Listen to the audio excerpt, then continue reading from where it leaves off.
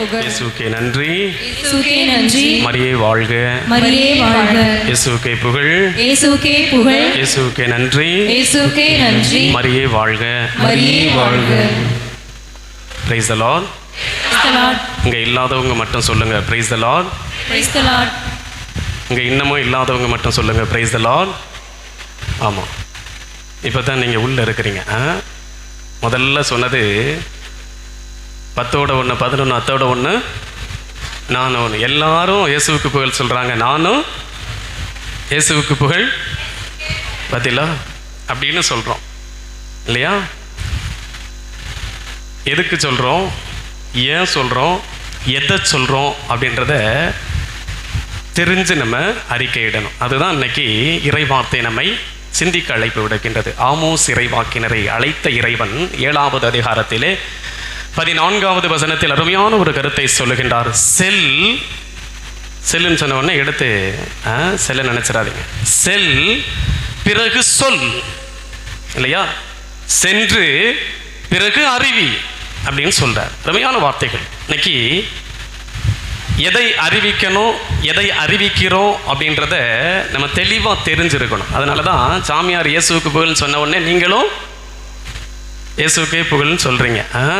எல்லாரும் இங்கே இருந்துக்கிட்டு தான் சொல்றீங்களா இல்லை தெரிஞ்சு தான் சொல்றீங்களா அப்படின்னு ஸ்கேன் பண்ணுறதுக்கு தான் 3வது இருப்பு சொல்கிறேன். இங்கே இல்லாதவங்க மட்டும் சொல்லுங்க அப்படின்னு சொன்ன உடனே இங்கே இல்லாதவங்க மட்டும் சொல்றீங்க இல்லைங்களா? நிறைய நேரங்களில் ஆலயத்திற்கு வந்துடுவோம், ஆலயத்திற்கு உள்ள கூட அமர்ந்துடுவோம். எங்கே இருக்க மாட்டோம்? எங்கே இருக்க மாட்டோம்? ஆண்டவரோடு இருக்க மாட்டோம். ஆலயத்தில் இருப்பது என்பது அடுத்தது. எல்லாரும் வந்துடலாம், ஆலயத்திற்கு உள்ள எல்லாரும் வந்துடலாம். எல்லாரும் ஆண்டவரோடு இருக்கின்றமா என்பது ஒரு கேள்விக்குறி இல்லையா?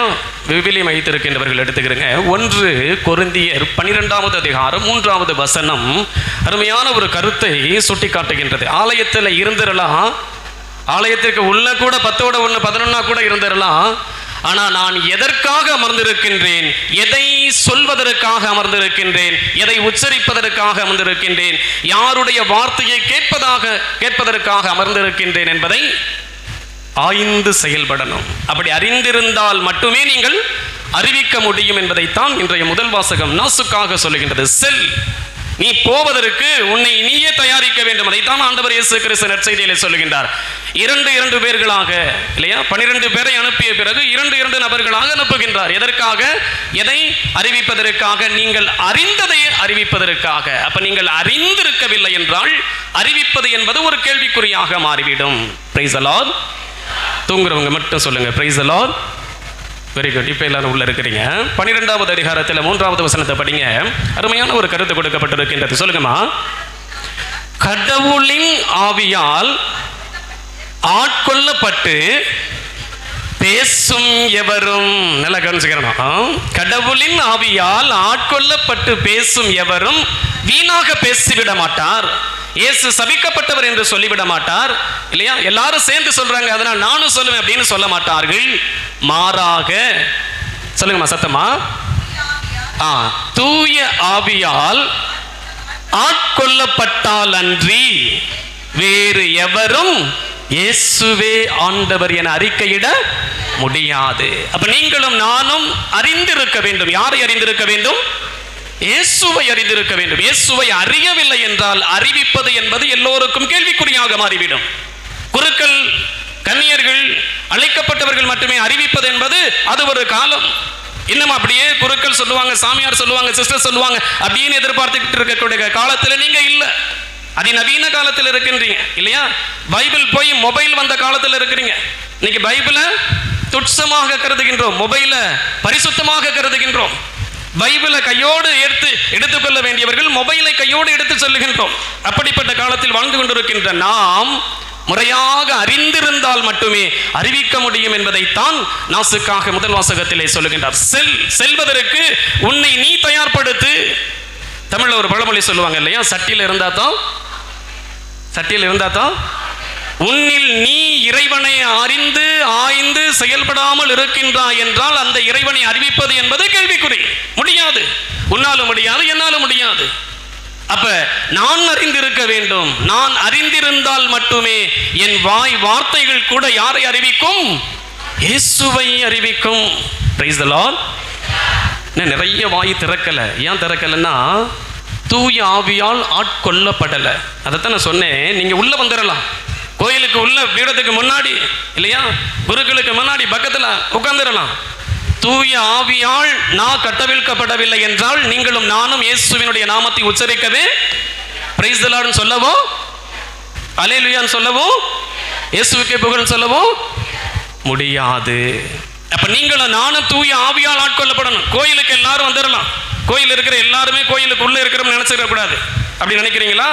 இல்ல, நீங்களும் நானும் வாய் திறந்து பாடல் குழுவினர்களோடு அந்த உன்னதன் கதிலே என்ற பாடலை பாட வக்கில்லாம இந்த இடத்துல நின்றுகிட்டு இருக்கிறேன் அப்படின்னா என்னை ஆட்கொண்டிருப்பது எந்த ஆவி? பத்தியலா இவ்வளவு நாசுக்கா சொல்லியும் நான் பேசுறது புரியலையா? புரியுதுங்களா? ஆமா. நான் இந்த இடத்துல உட்கார்ந்துக்கிட்டு கையை கட்டிக்கிட்டு இப்படியே சாமியாரை முறைச்சு பார்த்துக்கிட்டு இருப்பேன் அப்படின்னு சொல்றது எந்த ஆவி?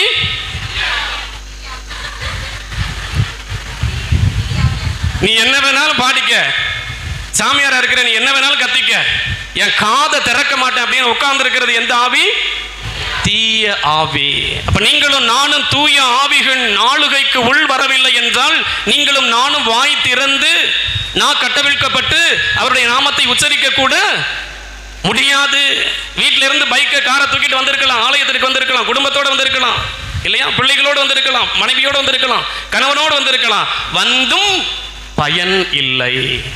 அப்ப நான் அறிய வந்திருக்கின்றேன். யாரை அறிய வந்திருக்கின்றேன்? ஆண்டவர் இயேசுவை. நான் கேட்க வந்திருக்கின்றேன். யாருடைய வார்த்தைகளை? இயேசுவினுடைய வார்த்தைகளை. இந்த வார்த்தையை கேட்ட பிறகு அப்படி வெளியில போய் 4 பேர் நெகட்டிவா பேசுவான் பாரு. எதை பத்தி? சாமியாரை பத்தி இல்ல. சாமியாரை பத்தி பேசுறனாவே யாரை பத்தி பேசுற? சாமியை பத்தி பேசுற. திருச்சபைக்கு எதிர்ப்பா பேசுற அப்படின்னாலும் யாரை பத்தி பேசுற? அந்த திருவையே யாரு? யாரு? இயேசு. அன்பிய தலைவரை பத்தி நான் தப்பா பேசுறேன் அப்படின்னா யாரு? யாரு? யாருடைய ஆவியால் ஆட்கொள்ளப்பட்டு பேசுகிறேன்? அப்ப இந்த இடத்தில் அறிவிக்கப்படுகின்றதை ஏற்றுக்கொள்வதற்கும் இந்த இடத்தில் அறிவிக்கப்படுகின்றதின்படி வாழ்வதற்கும் நீங்களும் நானும் இந்த இடத்துல வந்து உட்கார்ந்து இருக்கிறோம். Praise the lord. ஹல்லேலூயா. வீட்டில் 5 பேர் இருந்திருக்கலாம். 5 பேர் இந்த இடத்துல உட்கார்ந்து இருக்க முடியுமா? முடியுமா? குடும்பத்தோட வந்தவங்க மட்டும் கை தூக்குங்க பார்ப்போம். Very good. நிறைவா ஆசீர்வதிப்பார் கடவுள். ஏன் குடும்பத்தோட யாரை தேடி இருக்கிறீங்க? இன்னைக்கு வாரத்தினுடைய முதல் நாள் யாரை தேடி வந்து இருக்கின்றீர்கள்? எந்த சாமியார் வருவார்னு தேடி வந்தீங்களா? இல்ல. எந்த சாமியை தேடி வந்திருக்கிறோம்? நம் ஆண்டவர் இயேசு கிறிஸ்துவை. பிலிப்பியருக்கு எழுதிய திருமுகத்திலே 3:8 எடுத்து படிங்க. 3:8 பிலிப்பியருக்கு எழுதிய திருமுகம் 3வது அதிகாரம் 8வது வசனம். உண்மையில் என்னை பொறுத்த மட்டில் என் ஆண்டவராம் இயேசு கிறிஸ்துவை பற்றிய அறிவே நான் பெறும் ஒப்பற்ற செல்வம். இங்க வர்றதே யாரை தெரிவதற்கு? இயேசுவை தெரிவதற்கு. இங்க வந்துட்டு ஹலோ அப்படின்னு எடுத்து பேசுறேன் அப்படின்னா நான் யாரோடு மட்டும் தான் பேசிக்கொள்ள முடியும்? மனிதர்களோடு மட்டும் தான் பேசிக்கொள்ள முடியும். ஆனால் நீங்களும் நானும் வந்திருக்கின்றது யாரோடு பேசுவதற்கு?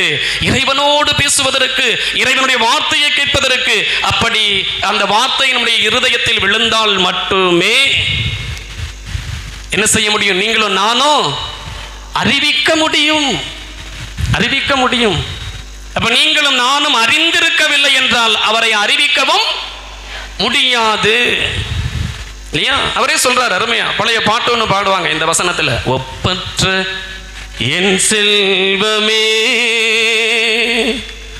ஓ எந்தன் இயேசுநாதா உம்மை நான்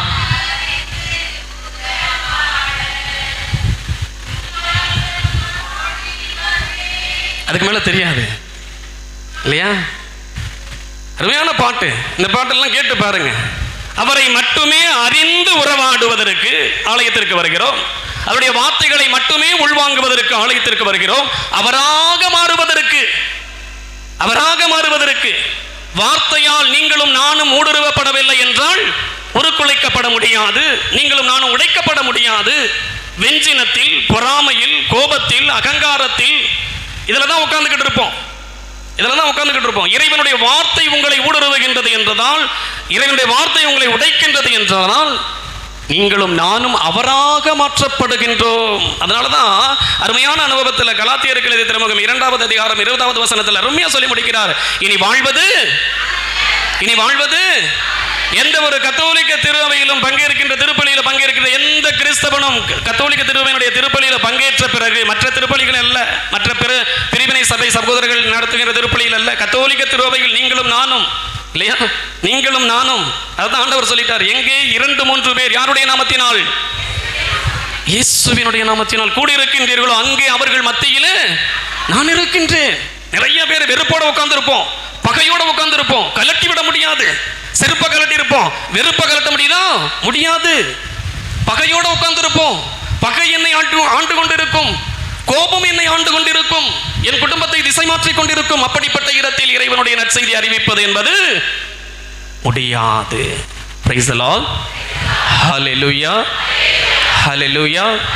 இன்னும் நிறைய வாய்கள் கட்டவிழ்க்கப்படணும் இல்லையா, நிறைய வாய்கள் கட்டவிழ்க்கப்படணும். இந்த வார்த்தையை உச்சரிப்பதற்கே தூய ஆவி என்ன செய்யணும், ஆட்கொள்ளப்படணும். Praise the Lord. Hallelujah. அதனாலதான் சொல்றாரு கலாத்தியருக்கு எழுதிய திருமுகத்தில் 2:20 அருமையா சொல்லி முடிச்சாரு, வாழ்வது நான் அல்ல. ஒரு முறை இயேசுவின் திருவுடலையும் திரு ரத்தத்தையும் பெற்ற பிறகு நான் அல்ல, நான் கிறிஸ்து அவள், கிறிஸ்துவை பெற்றிருக்கின்றேன், கிறிஸ்துவின் உடலாக மாற்றப்பட்டிருக்கின்றேன், கிறிஸ்துவின் ரத்தமாக மாற்றப்பட்டிருக்கின்றேன் என்றால் நான் பேசுவது நான் அல்ல, பார்ப்பது நான் அல்ல, செயல்படுவது நான் அல்ல, செயலாக்குவது யாரு, இயேசுவே. அதனாலதான் கத்தோலிக்க கிறிஸ்தவன் ஞாயிற்றுக்கிழமை மட்டும் இல்ல, எப்பெல்லாம் வாய்ப்பு கிடைக்கிறதோ கத்தோலிக்க திருவையில திருப்பலி எங்கெல்லாம் வாய்ப்பு கிடைக்கின்றதோ அங்கெல்லாம் முழுமையான மனதோடு பங்கெடுத்து நீங்கள் அவராக மாற்றப்படுகின்றீர்கள். அதனால்தான் நீங்களும் நானும் கிறிஸ்து அவர்கள் என்று அழைக்கப்படுகின்றோம். நீங்களும் நானும் உங்களுடைய ஜாதியை அல்ல, உங்களுடைய இனத்தை அல்ல, உங்களுடைய குலத்தை அல்ல, அதை பொருட்படுத்தி நீங்கள் அழைக்கப்படவில்லை. அப்படி அழைக்கப்படுகின்றீர்கள் என்றால் நீங்கள் கிறிஸ்தவர்களே அல்ல. நீங்களும் நானும் கிறிஸ்து அவர்கள் இல்லையா. உங்களை பார்க்கின்ற பொழுது கிறிஸ்து அவள் என்று அறிமுகப்படுத்த வேண்டும். அது அறிவிப்பு இல்லையா. சின்ன ஜெபமாலை போட்டிருக்கிறீங்க கழுத்துல, பக்கத்துல பஸ்ல உட்கார்ந்துருக்கவங்க என்ன சொல்லுவாங்க, கிறிஸ்து அவன். உங்க பேர் தெரியாது, உன் இனம் தெரியாது, உன் குலம் தெரியாது, உன் சாதி தெரியாது, மாறாக நீ கிறிஸ்துவை அடையாளப்படுத்துகின்றாய்.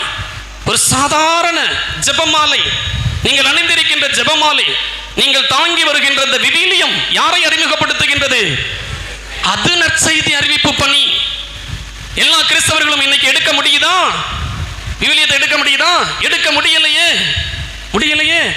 எடுத்து பாரு, நீ அறிவிக்கணும்னு தேவையில்லை, நீ எடுத்துட்டீனாவே நீ அறிவிக்கிறேன்னு அர்த்தம். நீ ஆலயத்திற்கு வருகிற இல்லையா, மொபைல் எடுத்துட்டு வர, சாவி எடுத்துட்டு வர, வண்டி எடுத்துட்டு வர, எதெல்லாம் எடுத்துட்டு வரக்கூடாதோ அதெல்லாம் எடுத்துட்டு உள்ள நுழைகிற. எதை எடுத்துட்டு வரணுமோ அதை எடுத்துட்டு வர முடியல.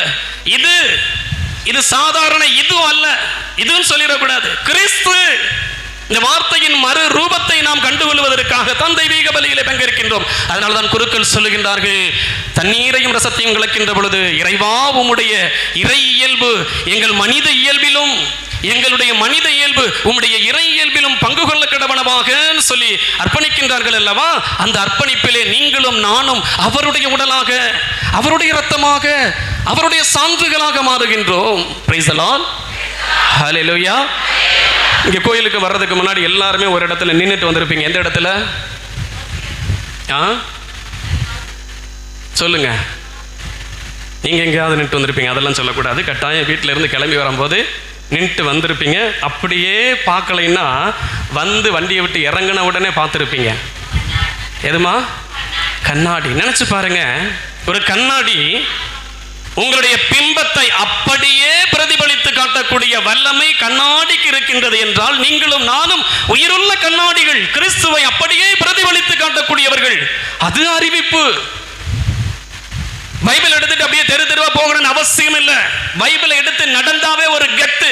நீ யாருடைய பிள்ளை? கிறிஸ்துவின் பிள்ளை. நீ யாரை தாங்கி செல்லுகின்றாய்? கிறிஸ்துவை தாங்கி செல்லுகின்றார். நீ மைக்க பிடிச்சு அப்படியே தெரு தெருவா அறிவிக்கணும்னு அவசியம் என்பதை இல்லை. நீ எடுத்துட்டு போனீனாவே நீ யாருடைய பிள்ளை? யாரை அறிவிக்கின்றாய்? கிறிஸ்துவை அறிவிக்கின்றாய். Praise the lord. Hallelujah, hallelujah. Bible எடுத்துட்டு வந்திருக்கவங்க மட்டும் பைபிளை தூக்கிட்டு காட்டுங்க. பைபிள் எடுத்துருக்க. Very good. இவர்கள் எல்லாம் கிறிஸ்தவர்கள். இந்த கிறிஸ்தவர்கள் மத்தியிலே இந்த போர்வைக்குள்ளே கிறிஸ்தவர்களாக மற்றவர்கள் வாழ்ந்து கொண்டிருக்கின்றோம் இல்லையா? யார் இதை தூக்க முடியும்? சாமியார் சிஸ்டர் தான் தூக்குவாங்களா? இன்னைக்கு அவங்களே தூக்குறதில்ல, அது செகண்டரி. அது செகண்டரி. பாதிக்கிறேன் நினச்சிக்கிறாதீங்க. ஆமாம் இல்லையா? இன்னைக்கு யார் தூக்க முடியும்? கிறிஸ்தவன் மட்டும்தான் தூக்க முடியும். கிறிஸ்துவை அறிந்திருந்தவன் மட்டும்தான் தூக்க முடியும். எல்லாரும் தூக்கிட முடியாது, எல்லாரும் படிச்சிட முடியாது, எல்லாரும் படிச்சிட முடியாது. கிறிஸ்தவர். அப்ப நான் அதனாலதான் அழகா சொல்லுவார் ஜெரோம், புனித ஜெரோம், கிறிஸ்துவை அதாவது விவிலியத்தை அறியாதவர்கள், சத்தமா சொல்லுங்க, விவிலியத்தை அறியாதவர்கள் கிறிஸ்துவை அறியாதவர்கள். எனக்கு விவிலியம் தெரியவில்லை என்றால் எனக்கு யாரை தெரியவில்லை? நான் இதை தெரியல அப்படின்னா எதையும் நான் அறிவிக்க முடியாது, கிறிஸ்துவையும் நான் அறிவிக்க முடியாது. அதனாலதான் யோவான் நற்செய்தியிலே 1வது அதிகாரம் 1வது வசனமும் 1வது அதிகாரம் 14வது வசனமும் நாசுக்காக சொல்லி நிறைவு பெறுகிறேன். எனது தொடக்கத்திலே வாக்கு இருந்தது, ஆதி காலத்தில் இருந்த அதே வாக்கு இன்றும் எத்தனையோ தலைமுறை கடந்து வாழ்ந்து கொண்டிருக்கின்றது. நீங்களும் நானும் அழிந்து போகலாம், உங்களுடைய தலைமுறைகளும் என்னுடைய தலைமுறைகளும் அழிந்து போகலாம். அழியாத ஒன்று உண்டென்றால் அது என்ன? வார்த்தை, இறைவனுடைய வார்த்தை. நிறைய குடும்பங்கள் இன்னைக்கு பிரச்சனைகளை சந்திக்கிறோம். ஏன் சந்திக்கிறோம்? இறைவனுடைய வார்த்தை மையப்படுத்தல, மனிதர்களுடைய வார்த்தையை மையப்படுத்துகின்றோம். இறைவனுடைய பிரசன்னத்தை துச்சமாக கருதுகின்றோம், துச்சமாக கருதுகின்றோம் இல்லையா? 14வது வசனம் என்ன சொல்லுகின்றது? வார்த்தை மனிதரானார். மிருகமாகல, மரமாகல, செடியாகல, கொடியாகல, ஈயாகல, பூச்சியாகல, யானையாகல, பூனையாகல, யாராகினார்? மனிதரானார். யாரோடு வாழ்வதற்கு? மனிதர்கள் மத்தியிலே வாழுவதற்கு. இந்த வார்த்தையின் மறுரூபத்தை தான் நற்கருணை பிரசன்னமாக நாம் உட்கொள்ள இருக்கின்றோம். Price the Lord. அதனாலதான் அகஸ்தீனர் சொல்லுவார், வார்த்தையால் ஊடுருவப்படாதவன் எத்தனை கும்பிடு கர்ணம் போட்டாலும் நற்கருணையில் அவருடைய பிரசன்னத்தை கண்டுகொள்ளவே முடியாது. வார்த்தையால் ஊடுருவப்படவில்லை என்றால் நம்முடைய பிள்ளைகள், நம்முடைய குழந்தைகள், நம்முடைய குடும்பத்தில் இருக்கின்ற தேவ பிள்ளைகள் இறை வார்த்தையை துச்சமாக கருதுகின்றீர்கள் என்றால், இறைவனை துச்சமாக கருதுகின்றீர்கள், இதை எடுப்பதற்கு நீங்கள் வெட்கப்படுகின்றீர்கள் என்றால், ஆண்டவரே சொல்றாரு, என்னை மறுதலிப்பவன் என் தந்தையின் முன்னாலும் உங்களை மறுதலிப்பேன். Price the lord. ஹalleluya. அப்ப தயவு செய்து என்ன செய்யுங்க? அறிந்திருந்தால் மட்டுமே அறிவிக்க முடியும். இது அறியாம என்ன செய்ய முடியாது? அறிவிக்கவே முடியாது. Praise the lord. ஹalleluya. அதனாலதான் ஆண்டவர் 2 பேராக செல்லுங்கள், நீங்கள் எதை பெற்றுக் கொண்டீர்களோ அதை கொடுங்கள். 1 கொரிந்தியர் 11வது அதிகாரத்தில் 11வது வசனத்தில் என்ன படுகின்றோம்? பவுலுடைய அருமை சொல், நான் எதை பெற்றுக் கொண்டேனோ அதையே உங்களுக்கு விட்டு செல்லுகிறேன். நான் பெற்றுக்கொண்டேன், அதை விட்டு செல்லுகிறேன் இல்லையா? நான் பெற்றுக்கொண்டேன், விட்டு செல்லுகிறேன் என்று சொல்லுகிறார். அது அறிவிப்பு பணி. நற்செய்தி அறிவிக்காமடியில் ஐயோ எனக்கு கேடு. 1 கொரிந்தியர் 6:9 அருமையா சொல்லி முடிச்சிடறாரு. அன்றாட வாழ்க்கையில் என் கிறிஸ்துவை அறிவிக்க நான் தவறிவிடுகின்றேன் என்றால் அது எனக்கு கேடு. Praise the lord. Hallelujah, hallelujah. எனவே அப்படிப்பட்ட விசுவாசத்தில் பயணிக்கின்ற நாம் எழுந்து நின்று எந்த நம்பிக்கையை நாம் திருமுழுக்கின் வழியாக பெற்றுக்கொண்டோமோ அந்த நம்பிக்கையை முழுமன சம்மதத்தோடு எழுந்து நின்று அறிக்கை செய்வோம். இயேசுவுக்கே புகழ், இயேசுவுக்கே நன்றி, இயேசுவுக்கே நன்றி. மரியே வாழ்க, மரியே வாழ்க. நீங்கள் எல்லோரும் யார்? நீங்கள் எல்லோரும் யார்? சொல்லுங்க, சத்தமா சொல்லுங்க. பல. Very good. கிறிஸ்து அவர்கள். Praise the lord. கிறிஸ்தவங்க மட்டும் சொல்லுங்க, praise the lord. Praise the lord. Very good. நிறைய கிறிஸ்தவர்கள் ஆகிட்டீங்க. Very good. மறையுறையிலும் ஒரு சிறிய கேள்வி, பதில் சொல்லிட்டீங்க அப்படின்னா ஒரு பரிசு. தெரிஞ்சவங்க எல்லாரும் கை தூக்கி கை தூக்கலாம். யார் முதல்ல கை தூக்குறாங்கன்றதை ஃபாதர் பார்த்துருவாங்க. ஃபாதர் அவங்கள்ட்டே கேட்பாங்க. சரிங்களா? மறையுறையில் புனிதர்களுடைய இல்லையா பொன்மொழிகள் ஒரு 2-3 சொன்னேன்னு நினைக்கிறேன். 2 சொன்னானுங்களா? Very good. யார் எதை சொன்னது அப்படின்றது தெரிஞ்சவங்க கை தூக்குனீங்கன்னா பரிசை வாங்கிக்கலாம். சத்தமா? இல்லை கூட்டத்தில் கோயந்தாக்க விடக்கூடாது. யாராவது ஒருத்தர் அப்போ விதைத்தது ஜெரோம் என்ன இப்படி கூட்டத்தில் எல்லாரும் சேர்ந்து சொல்லக்கூடாது. தெரியும் ஃபாதர், சொல்கிறேன் ஃபாதர் அப்படின்னு கை தூக்குனீங்கன்னா வெரி குட். சொல்லுங்கம்மா, யார் சொன்னதுமா? வெரி குட் சாமி, நீங்களே கொடுத்துருங்க. வெரி குட், ஜோரை கை தட்டுங்க. புனித ஜெரோம் சொல்லுகின்றார், விவிலியத்தை அறியாதவர்கள் கிறிஸ்துவை அறியாதவர்கள். Praise the lord. ஹல்லேலூயா. எனவே நீங்களும் நானும் இந்த நேரத்தில் இந்த தெய்வீக பலியின் வழியாக இறை பிரசன்னத்தை, இறை அதிர்வை கொஞ்சமாவது உணர்ந்திருக்கிறோம் அப்படின்ற அந்த நன்றி பெருக்கோடு இறைவனுக்கு நன்றி செலுத்துவோம்.